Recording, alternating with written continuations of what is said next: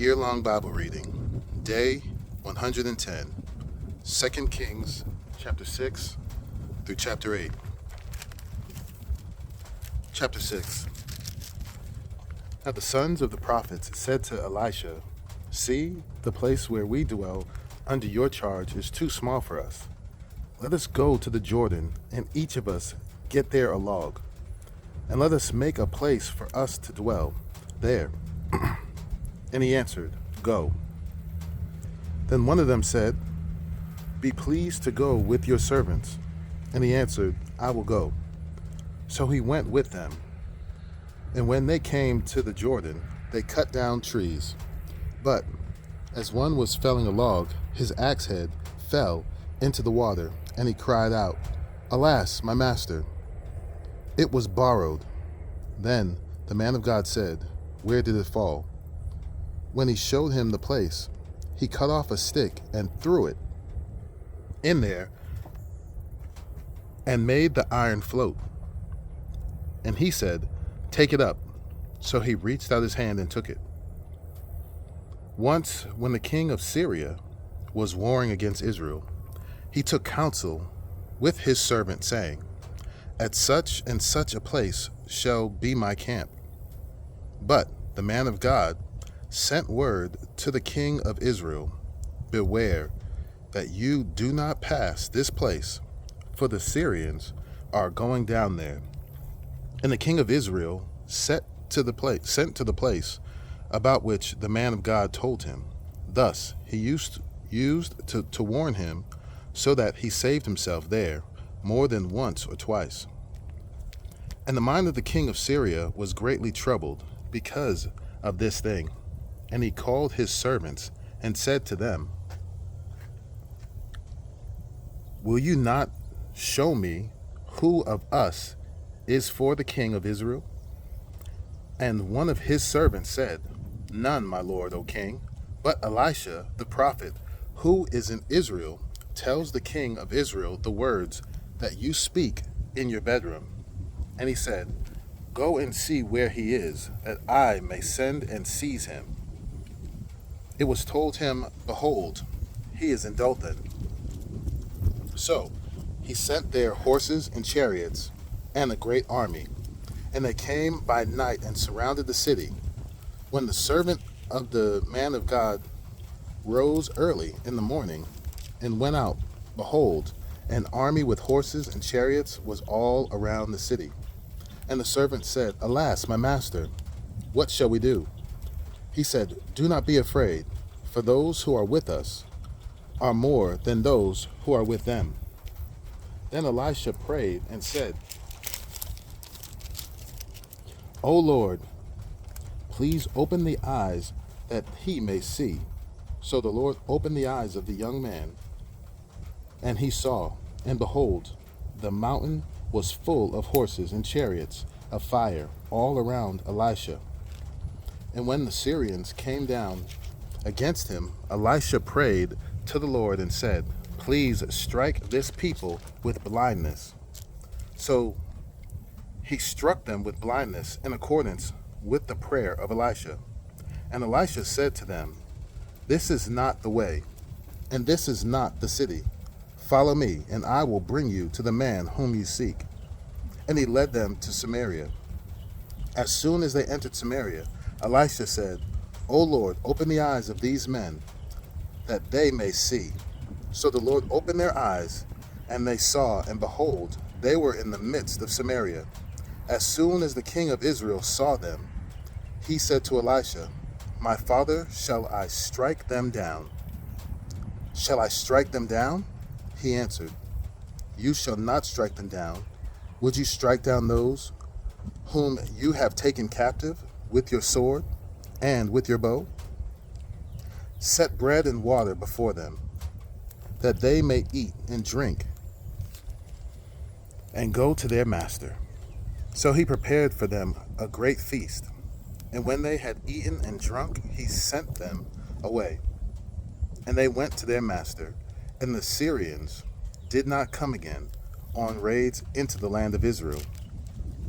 Afterward, Ben-Hadad, king of Syria, mustered his entire army and went up and besieged Samaria. And there was a great famine in Samaria, as they besieged it, until a donkey's head was sold for 80 shekels of silver, and the fourth part of a cab of dove's dung for 5 shekels of silver. Now, as the king of Israel was passing by on the wall, a woman cried out to him, saying, "Help, my lord, O king." And he said, "If the Lord will not help you, how shall I help you?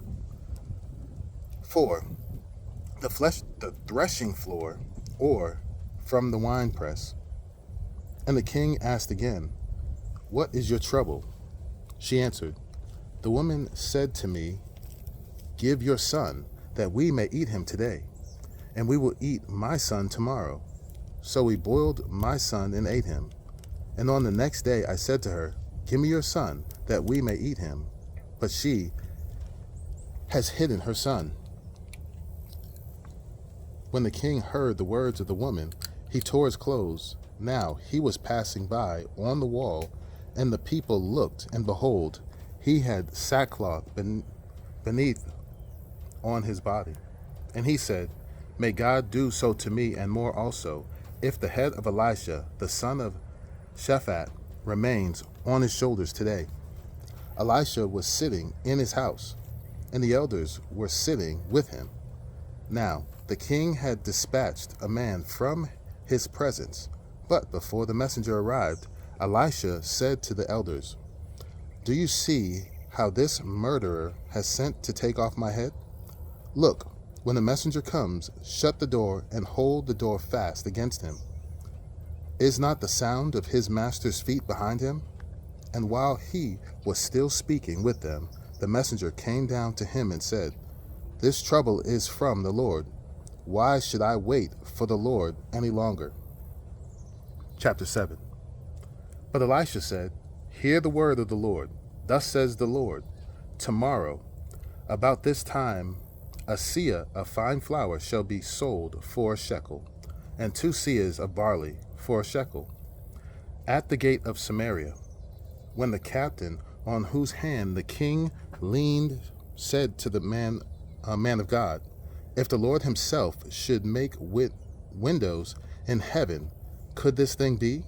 But he said, "You shall see it with your own eyes, but you shall not eat of it."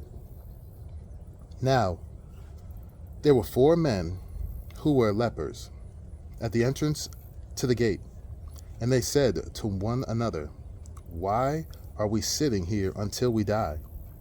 If we say, 'Let us enter the city,' the famine is in the city, and we shall die there.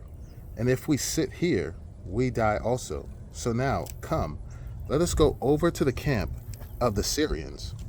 If they spare our lives, we shall live, and if they kill us, we shall but die." So they arose at twilight to go to the camp of the Syrians. But when they came to the edge of the camp of the Syrians, behold, there was no one there. For the Lord had made the army of the Syrians hear the sound of chariots and of horses, the sound of a great army, so that they said to one another, "Behold, the king of Israel has hired against us the kings of the Hittites and the kings of Egypt to come against us." So they fled away in the twilight and abandoned their tents, their horses, and their donkeys, leaving the camp as it was, and fled for their lives. And when these lepers came to the edge of the camp, they went into a tent and ate and drank, and they carried off silver and gold and clothing and went and hid them. Then they came back and entered another tent and carried off things from it and went and hid them. Then they said to one another, "We are not doing right.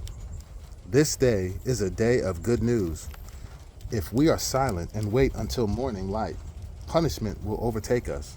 Now, therefore, come, let us go and tell the king's household."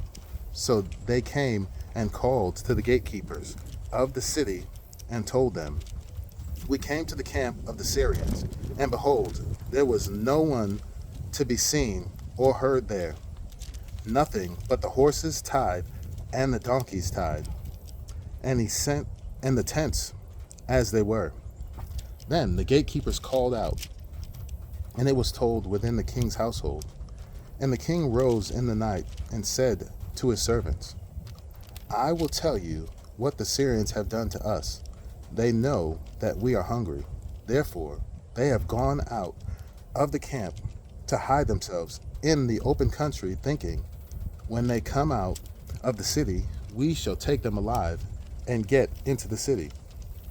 And one of his servants said, let some men take 5 of the remaining horses, seeing that those who are left here will fare like the whole multitude of Israel, who have already perished.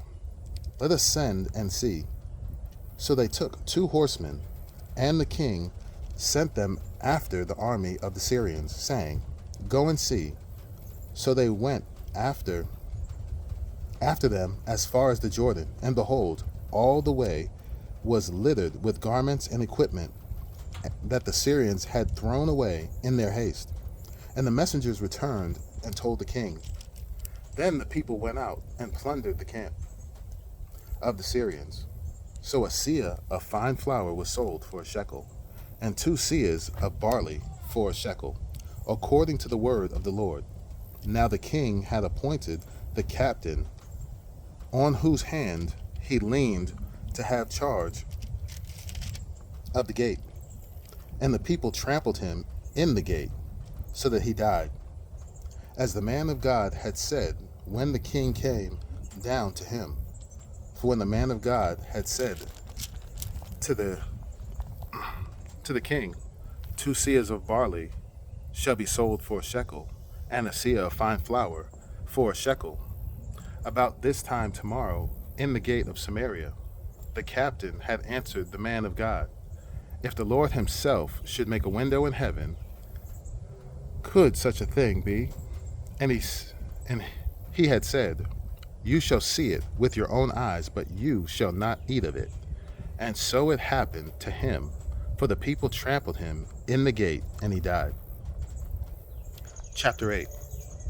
Now Elisha had said to the woman whose son he had restored to life, arise and depart with your household, and sojourn wherever you can, for the Lord has called for a famine, and it will come upon the land for 7 years. So the woman arose and did according to the word of the man of God. She went with her household and sojourned in the land of the Philistines 7 years. And at the end of the 7 years, when the woman returned from the land of the Philistines, she went to appeal to the king for her house and her land. Now the king was talking with Gehazi, the servant of the man of God, saying, tell me all the great things that Elisha has done. And while he was telling the king how Elisha had restored the dead to life, behold, the woman whose son he had restored to life appealed to the king for her house and her land. And Gehazi said, my lord, O king, here is the woman, and here is her son whom Elisha restored to life. And when the king asked the woman, she told him. So the king appointed an official for her, saying, restore all that was hers, together with all the produce of the fields from the day that she left the land until now. Now Elisha came to Damascus. Ben-Hadad, the king of Syria, was sick. And when it was told him, the man of God has come here, the king said to Hazael, take a present with you and go to meet the man of God and inquire of the Lord through him, saying, shall I recover from this sickness? So Hazael went to meet him and took a present with him, all kinds of goods of Damascus, 40 camel loads. When he came and stood before him, he said, your son Ben-Hadad, king of Syria, has sent me to you, saying, shall I recover from this sickness? And Elisha said to him, Go, say to him, You shall certainly recover. But the Lord has shown me that he shall certainly die. And he fixed his gaze and stared at him until he was embarrassed. And the man of God wept. And Hazael said, Why does my Lord weep? He answered, Because I know the evil that you will do to the people of Israel. You will set on fire their fortresses, and you will kill their young men with the sword, and dash in pieces their little ones, and rip open their pregnant women. And Hazael said, What is your servant, who is but a dog, that he should do this great thing? Elisha answered, The Lord has shown me that you are to be king over Syria. Then he departed from Elisha and came to his master, who said to him, What did Elisha say to you? And he answered, He told me that you would certainly recover. But the next day he took the bedcloth and dipped it in water and spread it over his face till he died. And Hazael became king in his place. In the 5th year of Joram, the son of Ahab, king of Israel, when Jehoshaphat was king of Judah, Jehoram, the son of Jehoshaphat, king of Judah, began to reign. He was 32 years old when he became king, and he reigned 8 years in Jerusalem. And he walked in the way of the kings of Israel, as the house of Ahab had done, for the daughter of Ahab was his wife. And he did what was evil in the sight of the Lord. Yet the Lord was not willing to destroy Judah for the sake of David his servant, since he promised to give a lamp to him and to his sons forever. In his days Edom revolted from the rule of Judah and set up a king of their own. Then Joram passed over to Zair with all his chariots and rose by night. And he and his chariot commanders struck the Edomites who had surrounded him, but his army fled home. So Edom revolted from the rule of Judah to this day. Then Libnah revolted at the same time. Now the rest of the acts of Joram and all that he did, are they not written in the book of the Chronicles of the Kings of Judah? So Joram slept with his fathers and was buried with his fathers in the city of David. And Ahaziah, his son, reigned in his place. In the 12th year of Joram, the son of Ahab, king of Israel, Ahaziah, the son of Jehoram, king of Judah, began to reign. Ahaziah was 22 years old when he began to reign, and he reigned 1 year in Jerusalem. His mother's name was Athaliah. She was a granddaughter of Omri, king of Israel. He also walked in the way of the house of Ahab, and did what was evil in the sight of the Lord, and the house of Ahab, as the house of Ahab had done. For he was son-in-law to the house of Ahab. He went with Joram, the son of Ahab, to make war against Hazael, king of Syria, at Ramoth Gilead. And the Syrians wounded Joram, and King Joram returned to be healed in Jezreel of the wounds that the Syrians had given him at Ramah, when he fought against Hazael, king of Syria. And Ahaziah, the son of Jehoram, king of Judah, went down to see Joram, the son of Ahab, in Jezreel, because he was sick.